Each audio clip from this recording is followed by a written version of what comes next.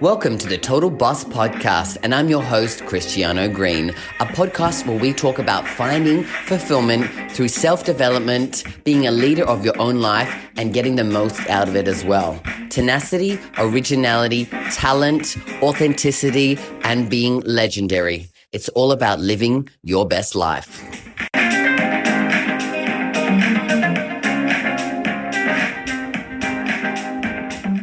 Hello, all you total bosses out there, and welcome to another episode of the Total Boss Podcast. I am your host, Christiano Green, and I am a gay men's relationship coach, helping gay men to find and sustain long-term loving relationships with other gay men. Seriously, it's hard out there. We all know it, right?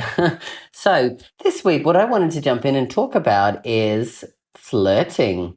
When I was growing up early in my dating years, I lacked confidence and I was a terrible flirter. I never knew, what to do. I was always like self-conscious about it. I was always like looking, the wrong way and looking someone. If someone looked at me, I'd look away. So I just always struggled with it, growing up, right? And of course, now in the days of online world and Grindr and all of those things, most of the time you're doing all your flirting probably behind a screen. Of course, people still going out, people still going to clubs and bars, etc. So you're going to still be doing it, but majority of people who are looking to meet someone are generally doing it online, right? And so, of course, how do people flirt with you on there? It's usually like a wink or a like or a swipe this way, and then oftentimes they leave it in your hands to take that next step, right? So really, of course, some of us might be socially awkward. Some of us might deal with social anxiety because it is quite high in our community. 60% of gay men suffer from that as well. And it might be more of a challenge for you, right? So let's, talk about some of the things that you can do to, get your flirt on and actually show interest in someone, and also be able to sense as well from these things if someone is interested in you as well. So tip number 1, turn that resting bitch face upside down. In case you were wondering, this is also known as what we call a smile. Smiling is really crucial, right? It makes you so much more approachable and so much more likable. But obviously don't want you to force, that awkward smile, that Joker-esque smile, that really freaky smile that we see sometimes. Make sure you also don't want to look like you're scowling, right? Anyone with a smile looks happier and are more approachable. When you're frowning or you've got that bitch face on, people don't necessarily know, what am I going to get with that one, right? So always looking the part when it comes to your smile, because that's the first thing people ever see when they look at you, right? Keep a smile on your face, right? It's your little signature, right? It's your signature thing, Next thing is erect posture, right? Stand up straight. You often feel more confident when you do. If you're hunched over or you're looking like a bit uncomfortable, etc. in your body stance, people sense that and think that's you. That's their first impression, right? Most people get an initial 5-second impression and read you, and that's their initial impression of you, right? And most of the time, if they don't get a chance to connect with you, that's their only impression of you, right? So have a nice, more confident stature, right? Look up, have a really, solid foundation, and you'll start to notice difference in people approaching you, right? Because it's true, people like to see confidence, and that's a big attractiveness. Looking confidence, so you feel confident, and also it actually works. The more you put yourself in a physiology of confidence, it actually makes you feel more confident, right? It's just like, an anchor, right? We're used to seeing what confidence looks like. So when we do it, we notice it and we feel it, and we can also step into our confident power as well, right? Another one is hands at your side. You don't want to cross your hands on your chest or, have them tucked into your pockets, because what this does is this makes you look very unapproachable and guarded. You always want to have your hands at your sides. No fidgeting either. Again, it's that confidence, right? I don't need to be doing things to distract myself, or I can just be confidently myself. So this is just another added bonus that you can do that's just going to make you more approachable, right? Your arms crossed, unapproachable. In your pockets, unapproachable. Just by your sides, just flailing there, that's exactly what you want to do as well. Now, if you're someone who, like me, doesn't really have any idea what to talk about, and you're in that moment of like, oh shit, like, what should I say?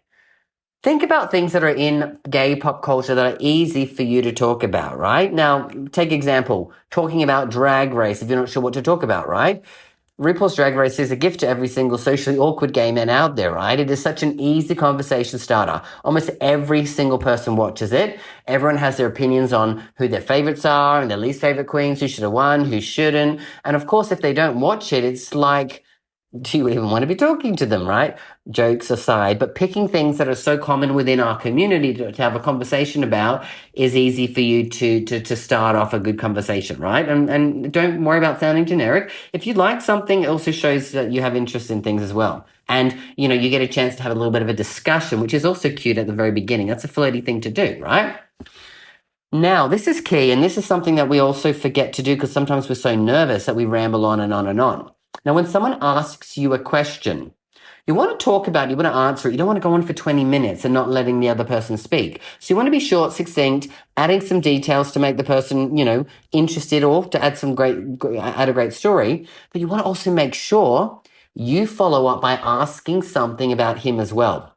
Because if you don't ask questions, the conversation dies. And if you just are always the one speaking and not allowing questions to come in and getting to know the other person, they start to get bored, they start to tune out, and then they start to say, oh, it was really nice meeting you, and they'll walk to the next person or walk off to their friends, etc., etc. So always make sure you're asking questions to keep the conversation flowing. And the easiest one you can ask is if they ask you, tell me about where you grew up, you can tell the story, and then you say, what about you?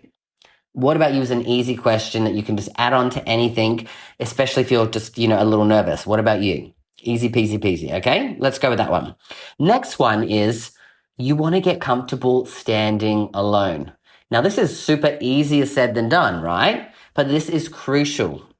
Now, I know I used to feel so awkward standing alone at a bar or event. And that's what I used to do early on in my life as a gay man, because I didn't know any other gay people. So I would go to the bars and clubs on my own, and I had to do it, but it felt so awkward. Like every single person was looking at me in the club going, who is this person on his own, right? Truth is, they're not. They don't even focus on anything outside of themselves, right? Unless they're interested in you, right? I used to, obviously think everyone noticed how much of a loser I was for not talking to anyone, as I said. And of course, nobody is. Nobody cares. You're not that important, right? And so once we get that over and done with, it's easy to start to feel comfortable while standing alone in a party settings, You won't feel pressured to talk to other people, which means you'll be less nervous when you actually do. So the more comfortable you are alone, the more easy it will be for you to talk to other people and less nervous because, again, you're more comfortable being on your own. It's a hard thing to do.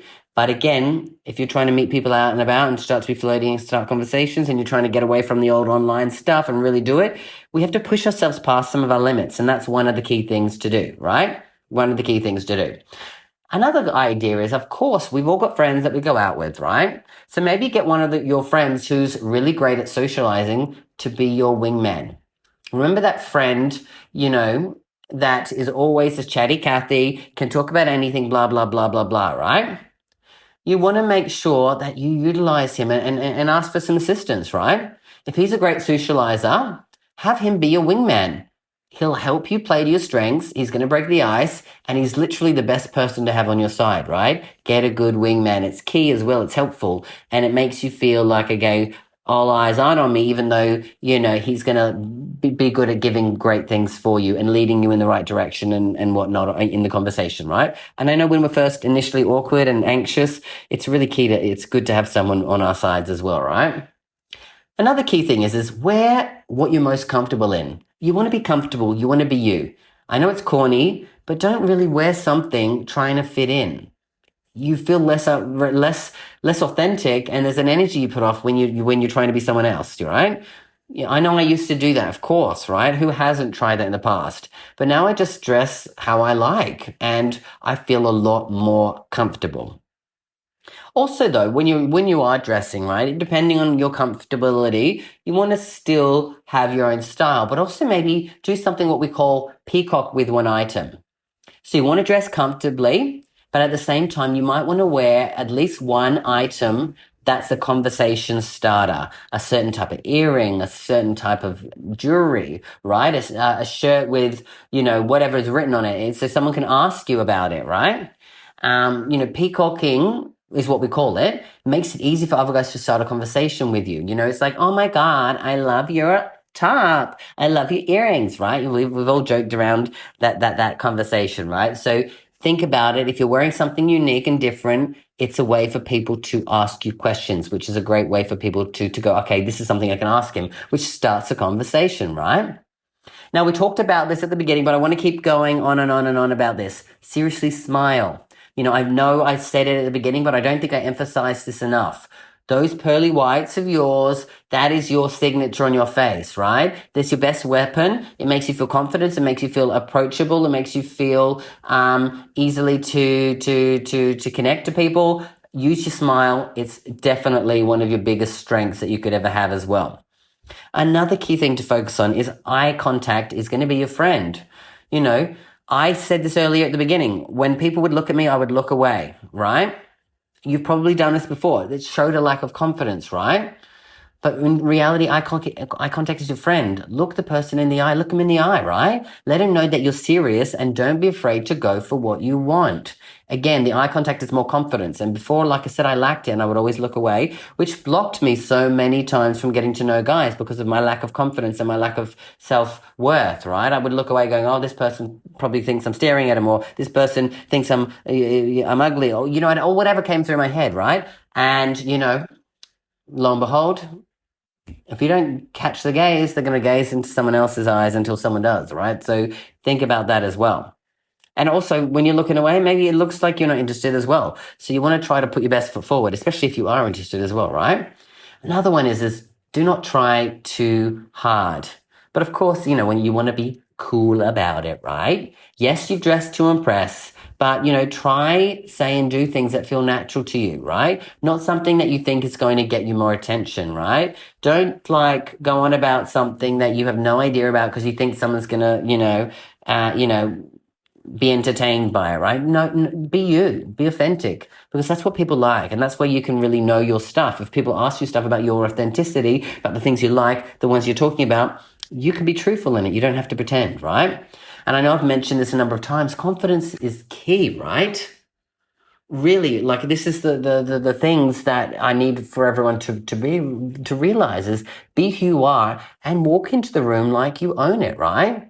Don't be a douche about it, but the confidence that you have is the things that people admire because people want to be confident, so they get attracted to confidence.